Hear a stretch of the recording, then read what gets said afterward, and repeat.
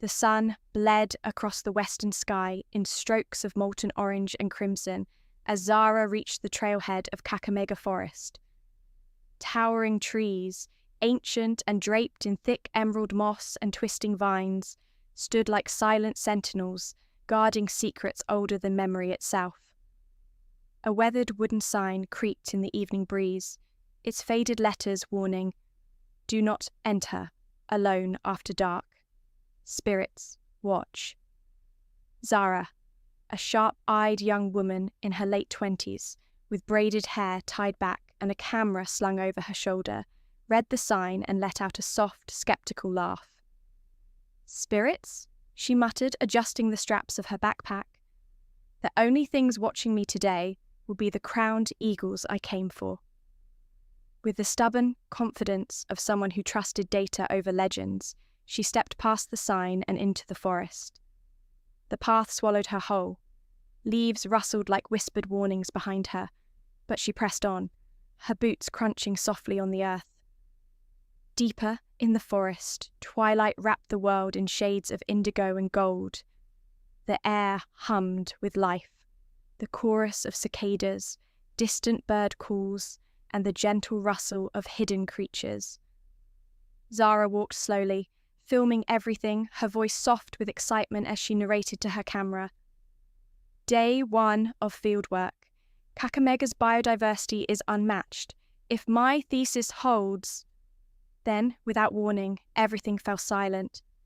The insects vanished. The birds went mute. Even the wind seemed to hold its breath. An unnatural stillness pressed against her skin. Zara lowered her camera, her pulse quickening. That's odd.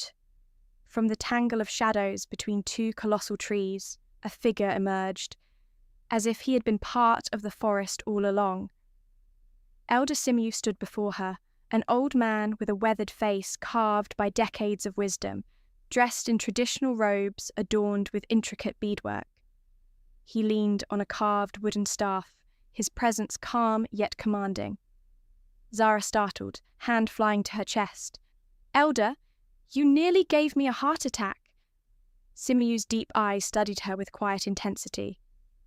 "The forest does not like to be disturbed by those who do not listen," he said, his voice low and carrying the weight of generations. "You walk where few return unchanged, daughter of books and numbers." "I am here for research," Zara replied, recovering her composure. "Nesting patterns of the crowned eagles. Not stories." A faint smile touched Simu's lips, but his gaze remained grave. "The eagles are merely messengers. There are older things here, things that remember your grandfather's grandfathers, and they are watching you now." The silence around them grew heavier, alive with unseen eyes. They walked together until the trees parted into a sacred clearing bathed in an ethereal glow. Fireflies danced like living stars above the forest floor. The air carried the rich scent of wet earth, wild jasmine, and something ancient, almost electric. Then it appeared. The shimmer. A tall, translucent figure of flowing golden-green light materialized among the ancient trees. Faint ancestral patterns and glowing runes shifted across its form like living tattoos. It pulsed gently, powerful and profound, neither threatening nor fully welcoming. Zara's scientific mind faltered. Wonder flooded her eyes. Instead of running, she slowly raised her camera, heart hammering with awe. "What are you?" she whispered. She pressed the shutter. A brilliant pulse of light answered, warm, accepting. The shimmer rippled outward, brushing against her like a gentle breath from the earth itself. Elder Simu stood beside her, voice filled with reverence. "My father stood in this very clearing in 1971. He felt the same touch. The forest chose him that night, and now it has chosen you." In that moment, the veil between worlds thinned. Science and spirit met through the lens of her camera. A bridge spanning half a century had formed in a single click. As nightfall deepened, They reached the edge of the path where moonlight filtered through the canopy like silver threads. Simeu reached into his robes and withdrew a small, beautifully carved wooden disc. Dark mahogany, worn smooth by decades of waiting, etched with symbols that seemed to hum with quiet power when touched. This was left for the next one the shimmer would accept, he said solemnly. 53 years it has waited. Carry it with you.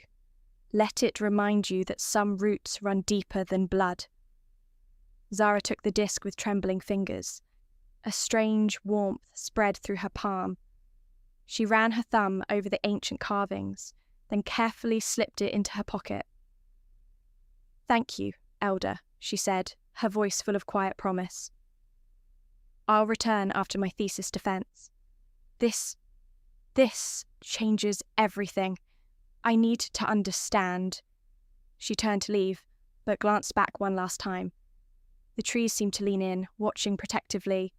The forest itself felt alive, breathing, aware, expectant. As Zara walked out of the shadows and back toward the world of D,